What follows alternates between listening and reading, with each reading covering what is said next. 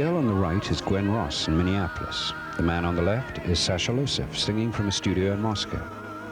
Two people separated by geography, ideology, and hundreds of years of history are here united on a single screen through the magic of satellite television and the magic of a play called Peace Child. I want to be peacemaker. Чтобы научить людей дружить, to teach people to love each other. Oh, прекрасно. Well, that'd be great. In this program, produced by the Peace Child Foundation with WCCO Minneapolis and Soviet State Television, American and Soviet children were linked by a complex satellite bridge.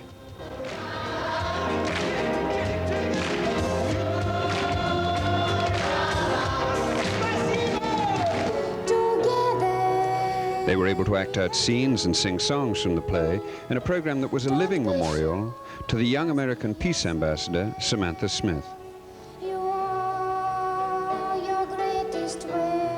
But what is Peace Child? Where did it come from? The show was born in England in 1981 as a celebration of peace for United Nations Week. It tells the story of Soviet and American children who meet and initially find common ground through their fear of nuclear war. I don't want to die.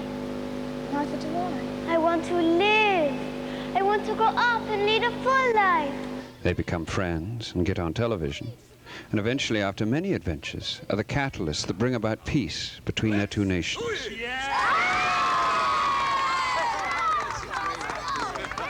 I want to live. I want to live. A year later, the play premiered in North America at the Kennedy Center in Washington, D.C.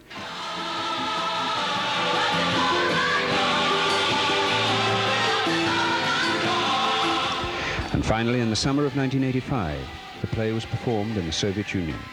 Я жить хочу, хочу я жить. Peace Child was something of a hit in the USSR. The sight of Soviet and American children singing Peace Child songs together, now newly translated into Russian, proved irresistible to Soviet audiences. The cast even got on the primetime nightly news with the Soviet equivalent of Dan Rather. In 1986, American children were there again, receiving the same enthusiastic, warm receptions everywhere they went. But getting Soviet children to come to the United States, that was much harder. It had never happened before. The appeal to leaders to introduce large systems of youth exchange has always been part of a Peace Child play. We want you to begin a system in our schools so that all children can have the chance to learn to love each other, as we have done. And in 1986, the Soviet authorities said yes to Peace Child. 10 Soviet and 12 American children toured a dozen North American cities in the first ever joint Soviet-American musical theater production. The tour included a spectacular performance at the United Nations on the International Day of Peace.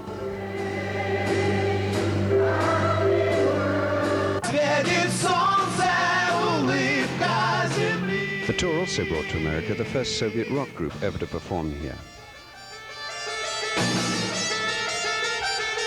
So why did the Soviet authorities say yes to Peace Child when they had for so long said no to many much larger organizations? One official told us later it was because they liked the play.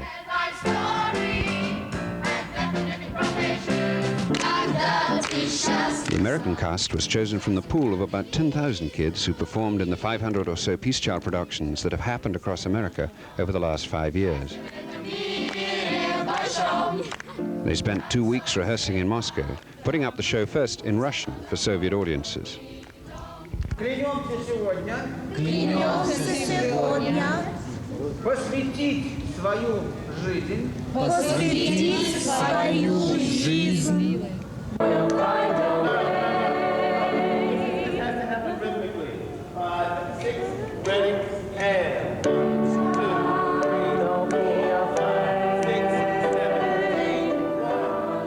play was greatly simplified for this joint production. It deals with simple themes of trust and reconciliation, children revealing to adults the deeper bonds of love and thirst for life that unites all human beings.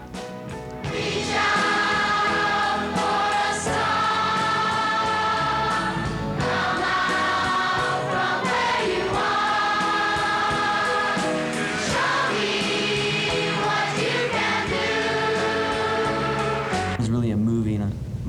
I think more things like that have to be put in. One of the main features of Peace Child is that each cast is required to write much of the dialogue themselves. Let's say a cutesy type of thing, and I think there's a lot of good in that, but I'd like to see it deal with a lot of the conflict and then some heavier issues maybe. Apart from the two leads, there are no named characters in the show. Each child has to create their own character. I was gonna spend my summer surfing. I got sent here for school. And now I'm here with 23 other children, Soviet and American. We're writing this play. And in this play, we have to convey a message, and it's the message of peace. And I've come to realize through working with these people that if I don't convey that message, I'm gonna have to surf under a nuclear cloud.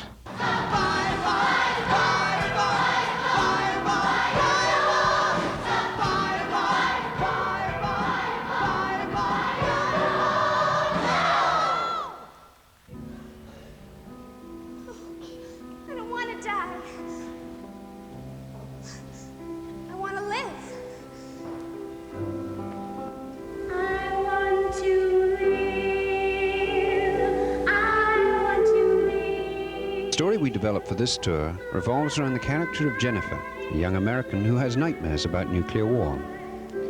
She works out that the root of the nuclear threat is our fear of the Russians. So she decides to go to the Soviet Union to investigate. I've signed up for a Russian language course in Moscow. Here I am in Moscow. Gdzie prodają mороженое? Ah, мороженое. Like all the American kids we took on this trip, Jennifer encounters great problems with the Russian language. Направо поверните. Потом чуть правее. Потом чуть левее.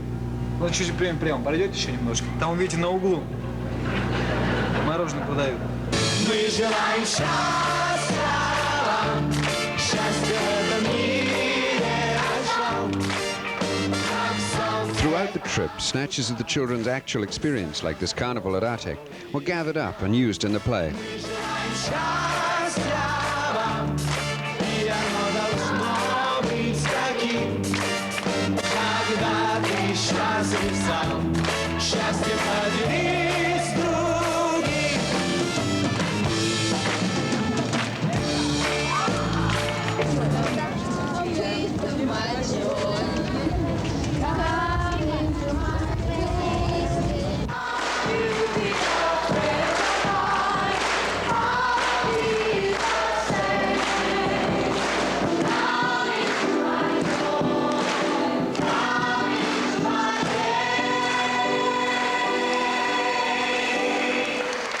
People in the Soviet Union are very, very peace-oriented. I mean, everywhere you go, you see things saying peace in Russian and in English.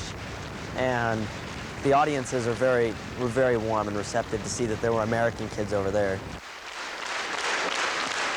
I was really wondering, you know, what it's going to be like when we get here and what are they going to think of the Soviet kids. But, you know, we've had great reception, just like in the Soviet Union. The audience really loves it. People cried in the Soviet Union, and people cried here. It was great. In the play, as in real life, Jennifer's time with her Soviet friends has to come to an end.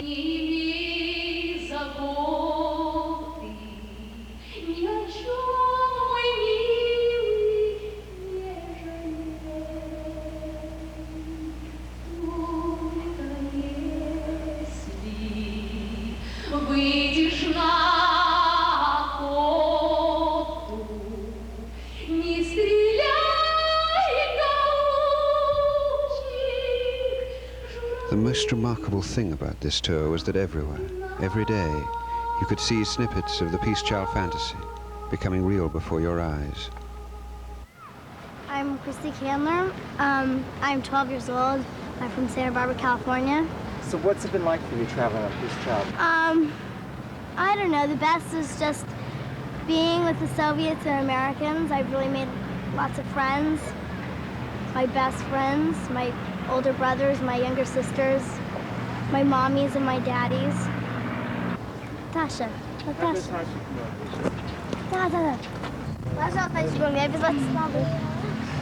So who's that? This is my friend Natasha. She's from Moscow. She's 10 years old. How do you guys communicate? She doesn't speak English, and we communicate with our hands. I know a little Russian. She knows like little English. How do you talk with your hands? Give me an example. I'm sad. I'm happy. You know, I can use some of the words I've used. Many people. I'm very curious about the Russian language. I think it's very beautiful. And so I ask a lot of my friends on the bus, and they teach me a lot of phrases. Потому что кончается на «у». Which means little kids always ask, why? And the mother goes, because, why ends in Y. Why do you think there's war, Christine? Because our countries don't understand each other. I didn't know anything about the Soviet Union when I was on the plane, but I've learned so much, and you know, I mean, look, we're all friends.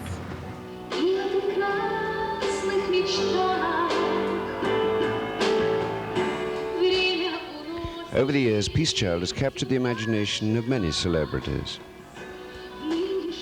The role of the storyteller, played here by the famous Soviet folk singer Lyudmila Senchina, was played originally by Susanna York. Jane Alexander has played the role, and John Denver hosted the Space Bridge program. You know, we are all the same. What we want is the same for ourselves and for each other. And it's not impossible. If all of us love each other as children, then once we're adults, there's just no way we're going to stand to continue the policies that have been built up over centuries of hatred. We're going to break them down because we will all be friends. We will love each other. Everybody knows that our countries are different in many respects. But this should not be the reason for our constantly finding fault with each other. We ought to learn to understand, respect, and especially trust one another. Only then will peace be possible.